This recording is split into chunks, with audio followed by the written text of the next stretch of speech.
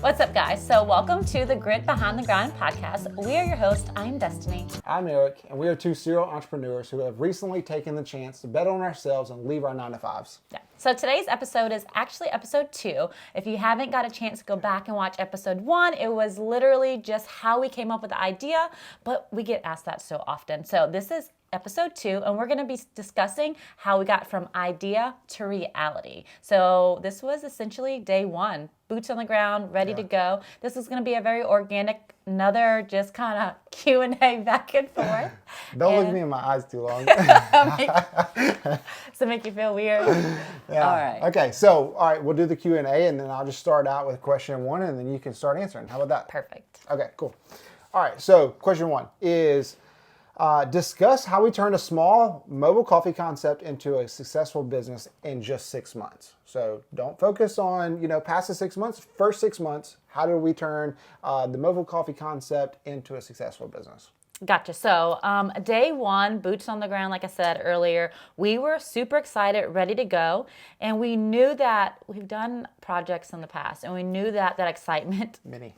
Many projects. We knew that excitement is only for so long. So the first thing that I know that Eric did is he likes to create action item lists, so things that need to get done, so that way when you're on day 5, 6, 13 and you're going through the mundane kind of boring stuff, you still kind of have a goal and a plan. So that's usually one of the first things that we do, is kind of create a list of things that need to get done. But what did that actually look like? You know what I mean? Give them an example. Okay, so that's further on in. We'll talk about that later.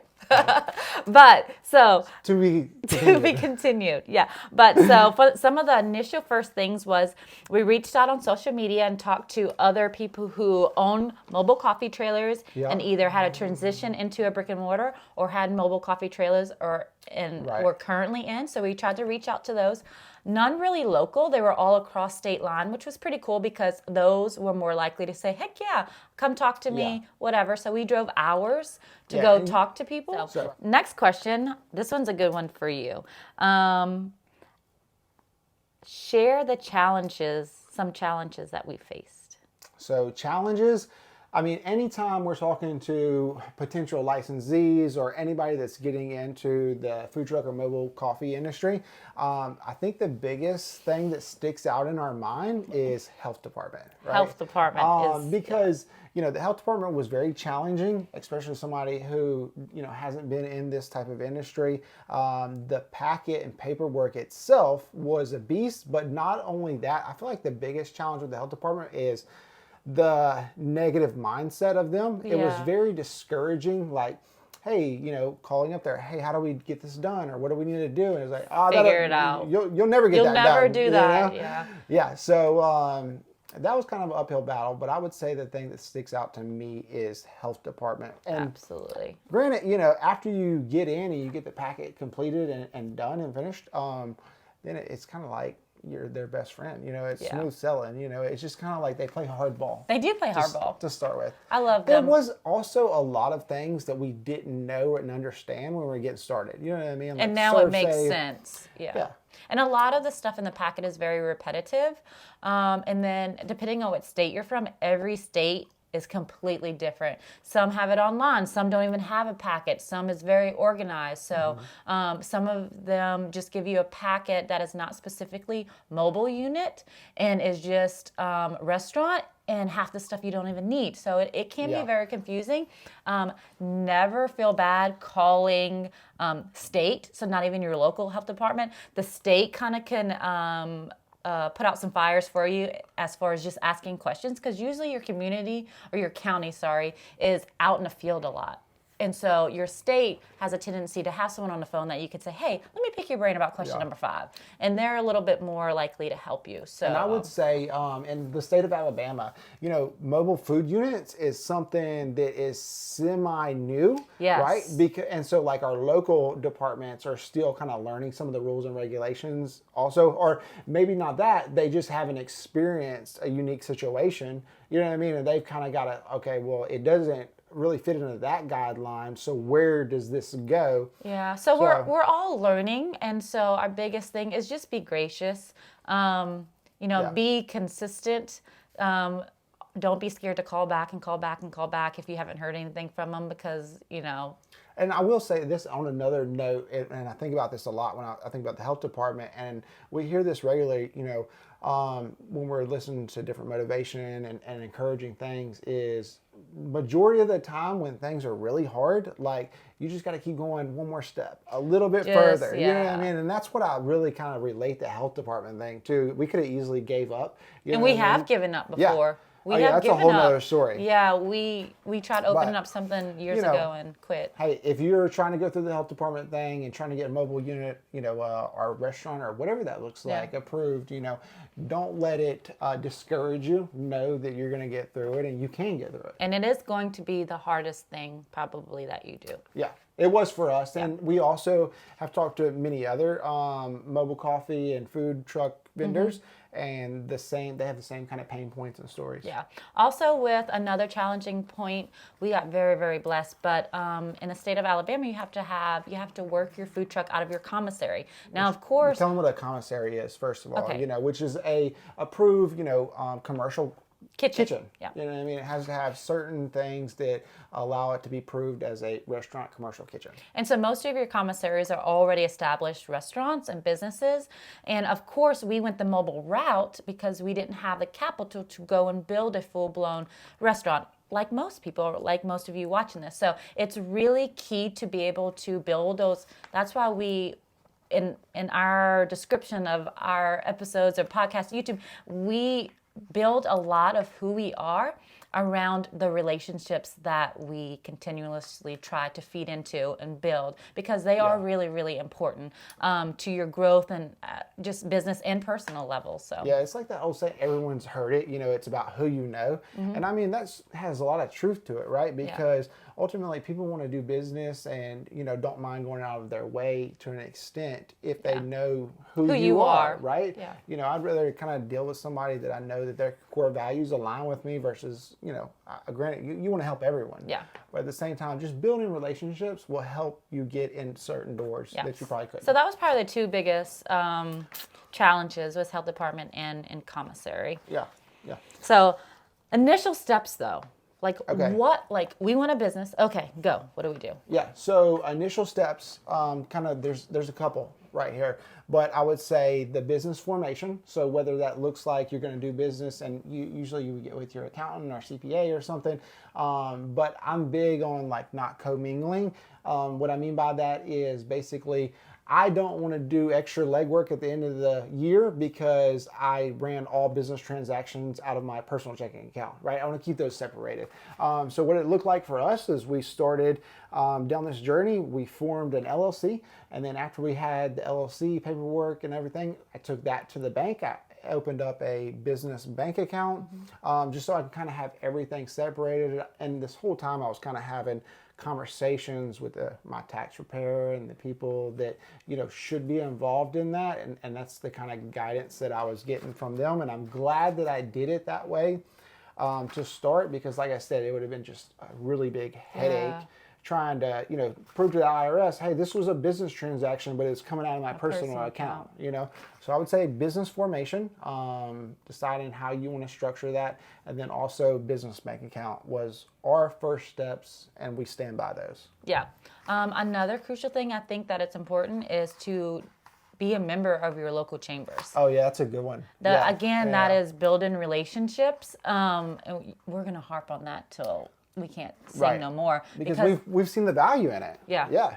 And just going out and being a member of your local chambers, even if you're not immediately doing business in that community, you eventually want to go into that market. So surroundings, and just so you could start seeing faces, learning names, and vice versa, so they get to know you and your brand. And so that was it's probably one of the biggest things we did, other than business permits, things like that too. Yeah, and I would say our business model has kind of shifted. Now we help other entrepreneurs open and own coffee trailers, and not just ours.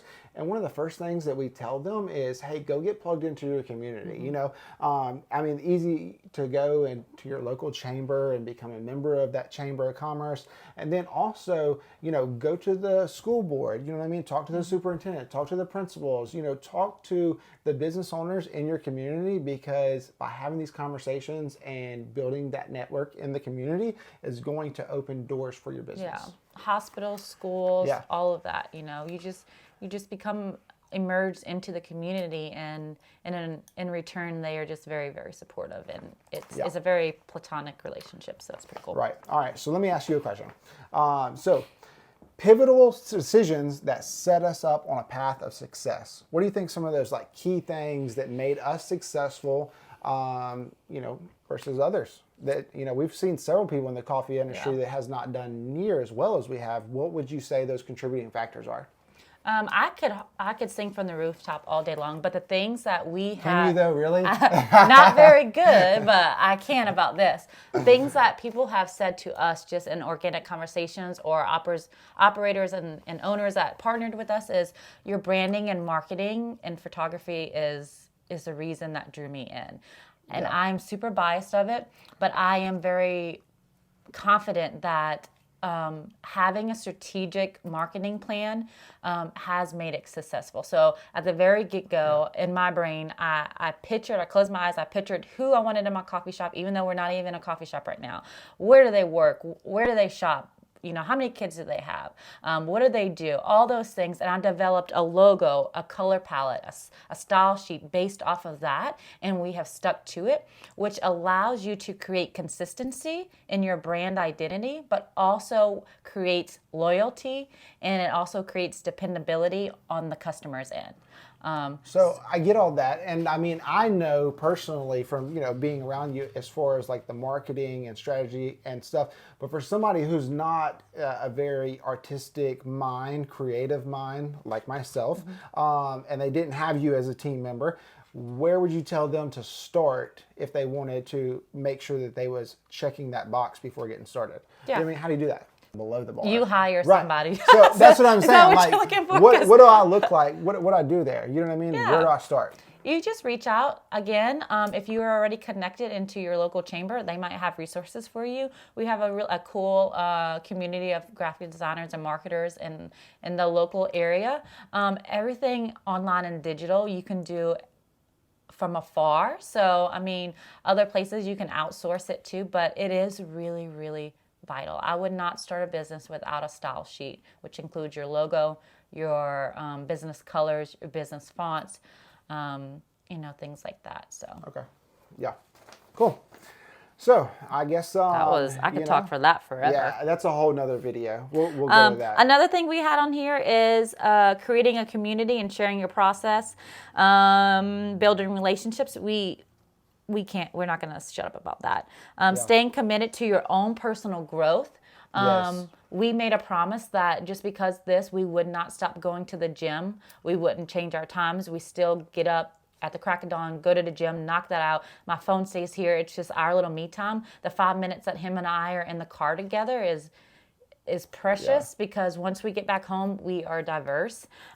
Traveling, we still love to travel. We still love to make trips all over and bring Braden and family. So those things for personal growth still stayed at the top. Our mental health was always number one, because it could be blurred lines a lot. Yeah, I would say that translate to anything. You know what I mean? Like if you're getting better in your personal life, then it's just going to translate to business, right? You get healthier physically, you're going to get healthier mentally. Yeah. So I know for us, man, you know, when we got to the point where we loved ourselves and like who we seen in the mirror and who we were and the decisions we were making, almost like, I mean, family, you know what I mean, faith, business, all those kind of things fell into place. But yeah, which brings me to the last thing that I wrote down, and that's having a partner that's aligned with the same goals. Yeah. So often you see one partner growing more than the other, and the other just naturally gets left behind, and that is that's going to eventually create some tension. So it's sitting down and having those awkward conversations, even if you aren't aligned right now, and be like, hey, babe, this is where I want to go. Like, I want all these big dreams, and I'm going to need your help to get there. And we've been there before. You know what I mean? Like, we were very like opposite ends of the spectrum at one time. You know, but I agree. This business in itself, you know, we both had, you know, our own thing that we were doing before this. But here, you know, us just coming and being, you know, open with each other and kind of understanding what our goals were. And this project, our goals were very similar. They were aligned. You know what I mean? And I think that's helped us in a lot of ways. I see so many times that people, you know, they might not have everything dialed in at the house, and you know, if you don't have everything dialed in at that moment, but you're also still over here trying to make decisions without even loop. I remember there would be times where I would make a decision, wouldn't even talk to you about it, and then you know, last minute, and it's like, well, if we wasn't already having a wedge between us, now we do. You know what I mean? So. Yeah, just being transparent and, you know what I mean, on the same page with each other. Yeah, and that could go for marriage couples or business partners. Whatever that is.